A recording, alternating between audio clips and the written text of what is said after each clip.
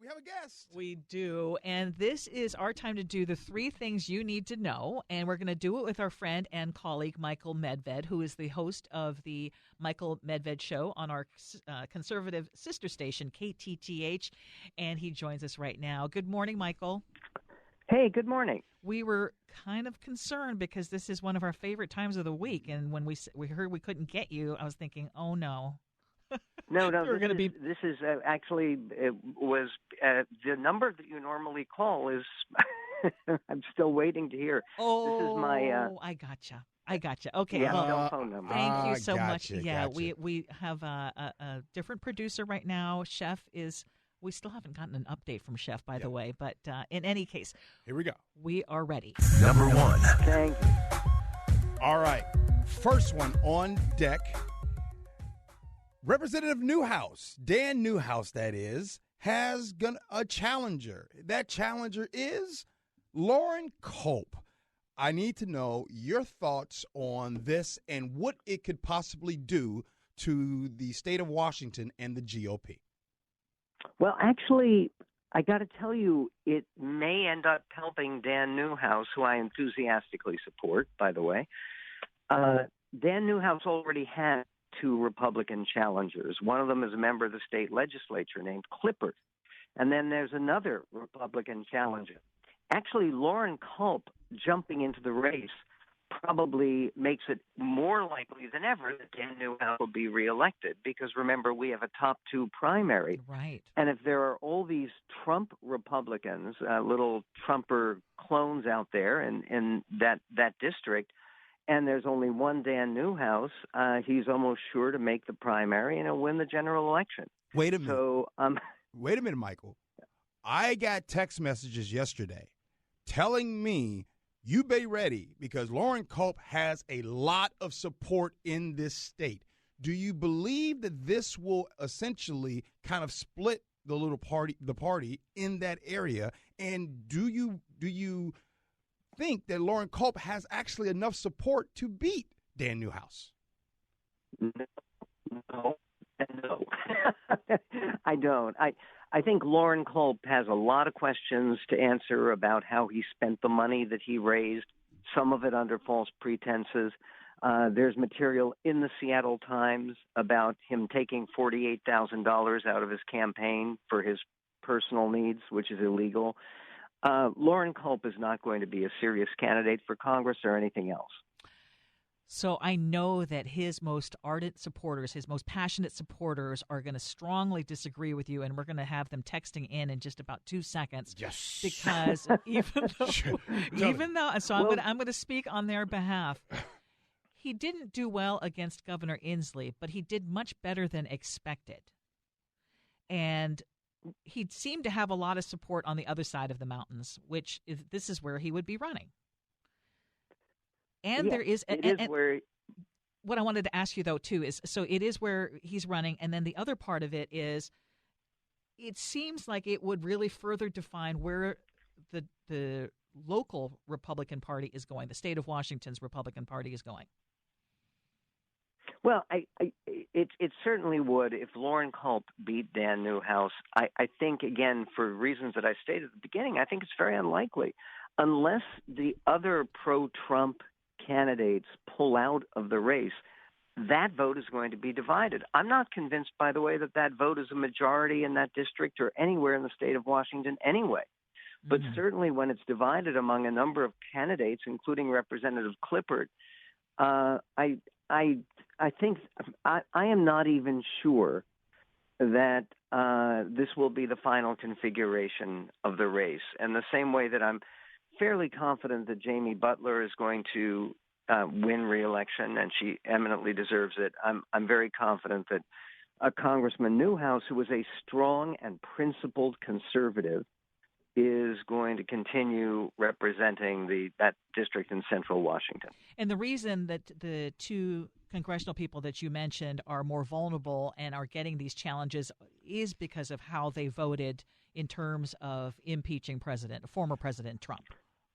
That's correct. These 2 Washington Republicans, I'm proud to say, were among those 10 members of Congress, including Liz Cheney, who's number 3 member of Congress, who, by the way, has been breaking every kind of fundraising record. She has very strong support, and she will beat back a primary challenge in Wyoming as well. Look, I think it's very destructive for conservatives. I think it's destructive for Republicans and destructive for the country to continue these battles over Donald Trump and his future and what he is going to do next.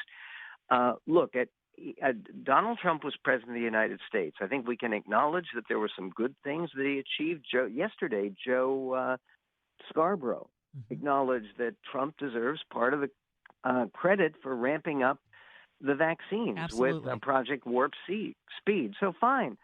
But the idea that we are going to have another fight again over whether Donald Trump should come back in 2024, that would represent a party that is utterly bankrupt, that has nothing to offer, because I don't really believe that anywhere close to a majority of the American people want to go back to where we were, say, on January 6th when Trump was still president. Okay, we're going to go to the next one. Number 2. As you know, Michael, the Senate passed with a wide bipartisan majority a bill denouncing discrimination against Asian communities in the U.S. and also creating a new position at the Justice Department to do quicker reviews of potential COVID-related hate crimes. The vote was 94-1, and that one lone no vote came from Missouri Republican Senator Josh Hawley. So I want you to react to that first of all, and then the fact that they were actually able to get a mostly bipartisan majority. I think it's a great thing, and it's a very appropriate thing. I am not sure that the legislation, frankly, is going to make a large difference, but it sends a very strong message. And sometimes sending a message is enough for Congress, especially if they can unite behind it. Josh Hawley is just, he has a lot of competition as a potential presidential nominee, which he wants to be in 2024, but he's competing for the all-important nut vote. And again, just to vote? Be on record, just to be on record as voting against an anti-hate crime bill aimed to protect Asian Americans.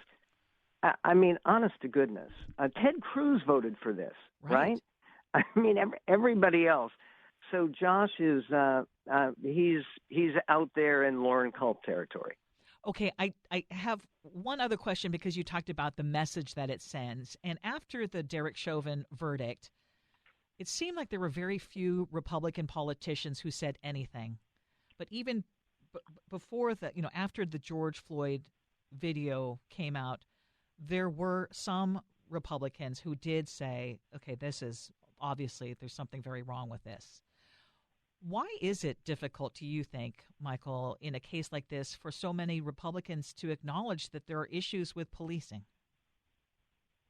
I don't think it's difficult to acknowledge that there are issues with policing. I think it's difficult to acknowledge the idea that the policing and everything else in America is rendered invalid because of systemic racism.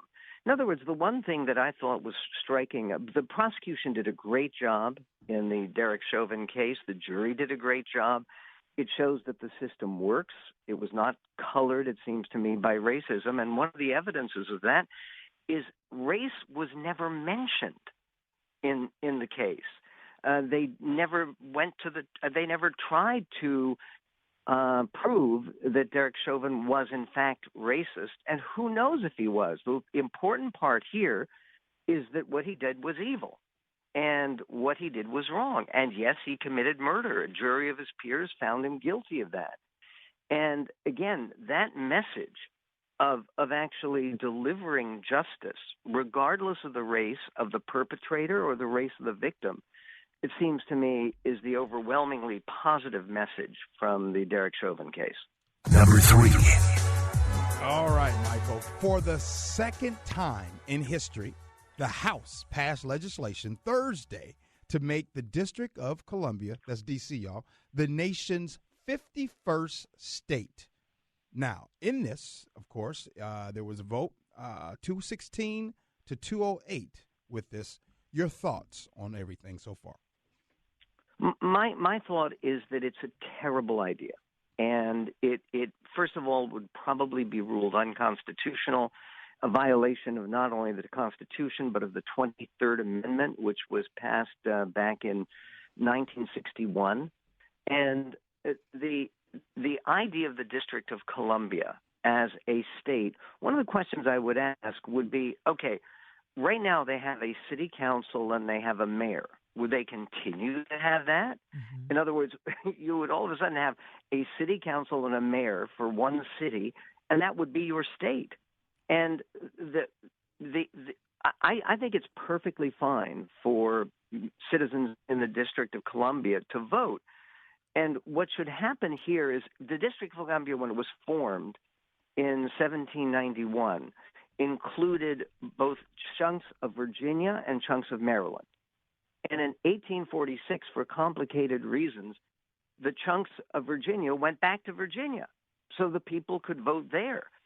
And doing retrocession, which is what that's called, allowing the people, enabling the people, I shouldn't say allowing because it's not a question of allowing, giving the people in the District of Columbia the right to vote in Maryland state elections and to elect senators from Maryland.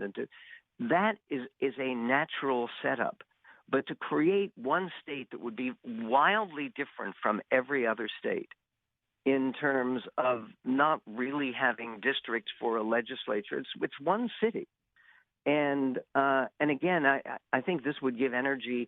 There are a bunch of conservatives who've been trying to split off Eastern Washington from the rest of the state. There are conservatives in California who want to make Northern California a separate state.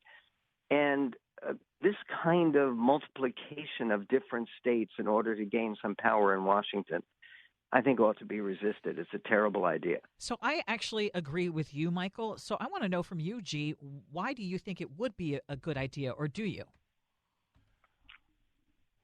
When you compare the amount of people that live in D.C., right, in that area, and this is low-hanging fruit. This is just a small example. But when you compare the amount of people that live in D.C.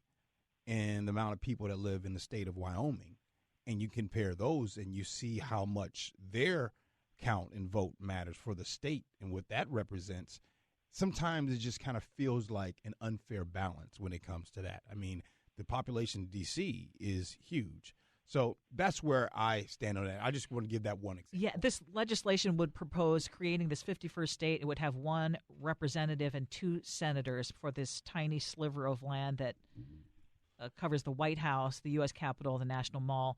They would remain as a federal district. Tiny sliver of land, but the amount of people, whereas Wyoming has a huge piece of land, but they have less people. No, I hear you. Yeah, but the point being that Wyoming it has a state government precisely because the purpose of a state government is that you have people who live in unsettled parts of Wyoming who still have villages and towns there. Mm-hmm. There are no big cities in Wyoming. No. And again, what we're not talking, no one is talking about trying to take away statehood from Wyoming.